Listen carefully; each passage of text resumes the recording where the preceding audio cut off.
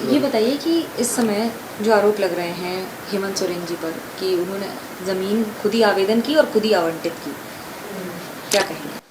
देखिए, बहुत सारी भारतीय जनता पार्टी जो है बेबुनियाद, और हम तो कहेंगे कि जहाँ भी भाजपा देश में जहाँ उसकी सरकार नहीं है, तो जहाँ दूसरी सरकार है उसको जो है दफंग बनाने के लिए ये सब हथकंडा अपना रही है।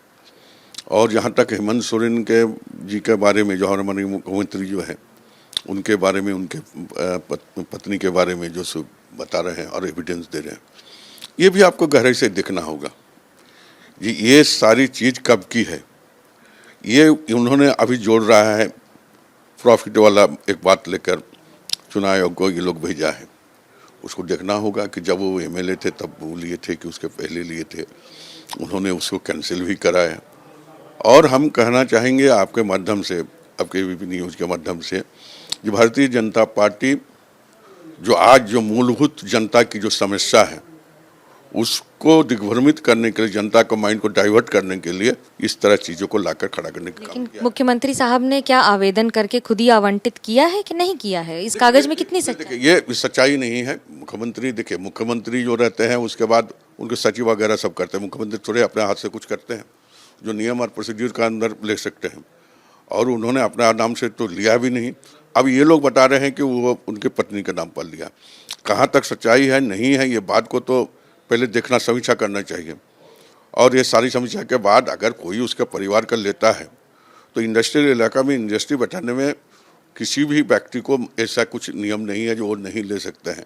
डॉक्टर का बेटा डॉक्टर नहीं बनेगा, डॉक्टर का बेटा हॉस्पिटल नहीं खोल पाएगा, ऐसा कोई प्रावधान जो है कॉन्स्टिट्यूशन नहीं है। और मुझे लगता है कि बेबुनियाद है। और मैं तो भारतीय जनता पार्टी को कहना चाहेंगे कि बेबुनियाद को न्यूज़ को लेकर जो है भारत की जनता को, झारखंड की जनता को दिग्भ्रमित करने के लिए जो मूलभूत समस्या है उससे वो छुटकारा पाने के लिए ये सब बात करना है। स्टोन माइन के कागजों पर हस्ताक्षर खुद मुख्यमंत्री के हैं। उन्होंने जो हस्ताक्षर किए, एक नागरिक के तौर पर आवेदन किया है और अपने ही डिपार्टमेंट में आवेदन किया है। देखिए, ये तो लीज पहले की है, तब वो मुख्यमंत्री थे या नहीं थे ये तो जानना पड़ेगा। आप उस लीज को अगर उठाकर देखिए तो आपको पता चलेगा बहुत पहले का लीज लिया। हमारे पास कागज है, 2008 से 18 की लीज है और उसके बाद 2021 में उन्होंने फिर से आवेदन किया है जब वो मुख्यमंत्री हैं।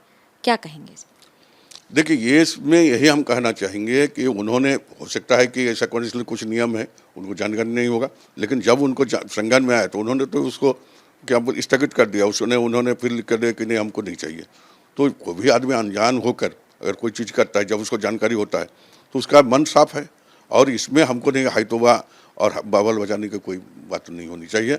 और मैं समझता हूँ जिसमें कुछ नहीं है, ना उससे 1 रकम उन्होंने कमाया, ना उस कैबल क्रेशर का संचालन हुआ, कुछ नहीं हुआ है। धर्मपत्नी के लिए भी 11 एकड़ जमीन जो आवंटित की गई है, ये उनकी जानकारी में था कि नहीं था? मुझे लगता है कि जानकारी में नहीं हो सकता है। अपना अपने आजकल जो पढ़ी लिखी है औरत है, अपना अपना तरीके से अपना काम करती है। और मुझे नहीं लगता है कि इंडस्ट्रियल इलाका का ज़मीन कोई भी ले सकता है। एक नागरिक की हैसियत से उन्होंने लेने के प्रयास किया है, तो इसमें कोई गलत नहीं है। यही काम अगर किसी और सरकार में होता तो आप क्या कहते हैं? देखिए, सरकार में, देखिए, हम बहुत प्रैक्टिकल, हम इस सब चीज़ में हम रहते हैं कि जो संवैधानिक के बाहर अगर हम कोई काम करते हैं वो गलत है, और संविधान के दायरे में रखकर अगर कोई काम करते हैं तो वो कोई गलत नहीं है। और कभी भी हम किसी विषय पर कभी टिप्पणी किसी के ऊपर हम नहीं करते हैं। का जो उसका बेटा है, उसको बेटा क्या कर रहा है, जो आप बिजनेस करेगा कि नहीं करेगा, या कौन बिजनेस खड़ा कर दिया, वो तो उतना तो प्रधानमंत्री मुख्यमंत्री को ये सब याद नहीं रहता है, ना समय रहता है उसके पास। आलमगीर साहब, इस समय आपकी सरकार की विफलता पर भी सवाल उठ रहे हैं, ये कहते हुए कि बिजली की समस्या में राज्य सरकार अभी तक नहीं कर पाई है कोई काम। इस पर साक्षी धोनी से लेकर सबने कोट ट्वीट तक कर दिया है। देखिए, हमारी सरकार जो इसको संज्ञान में लिया है। कल माननीय मुख्यमंत्री जी का भी एक बयान भी आया है, आज भी अखबार में आप लोग देखे होंगे, कि जितना भी पैसा लगे, जितना भी यूनिट का दाम बढ़े, कोई नहीं है, हम पैसा देंगे और जनता को बिजली हम पहुंचाएंगे। और पूरे देश में अगर देखा जाए कि इस वक्त गर्मी के समय में जो है बिजली का खपत बढ़ी है, लोगों को ज़रूरत बढ़ी है, और एक दिन में तो हो नहीं सकता है। अचानक कोई चीज़ घट जाता है, उसके बाद उसको 2-4 दिन समय लगता है। और मुझे विश्वास है कि जो आवाज़ उठा रहे हैं दूसरे लोग, 2-4 दिन में इसका सुधार हो जाएगी। और हमारी जो ये मंशा है कि लोगों को बीच में हम लोग बिजली पहुँचाएँ। और माननीय मुख्यमंत्री ने कल संज्ञान लेते हुए उन्होंने कहा कि जहाँ से भी हो बिजली लाकर यहाँ की जनता को देना है, चाहे जो पैसा लगे। क्या गर्मी अचानक पड़ी है? देखिए, गर्मी का सीजन में हमेशा बढ़ता है, लेकिन एक नहीं, देखिए मशीनरी सामान है, कभी भी में खराब हो सकता है, तो उसको सुधारने में समय लग सकता है। एक इंसान अगर चलते हैं, कहीं भी उसका तबीयत खराब हो जाए तो उसके बाद डॉक्टर के पास जाना पड़ता है, उसमें 2-4 घंटा समय उसको बीत जाता है।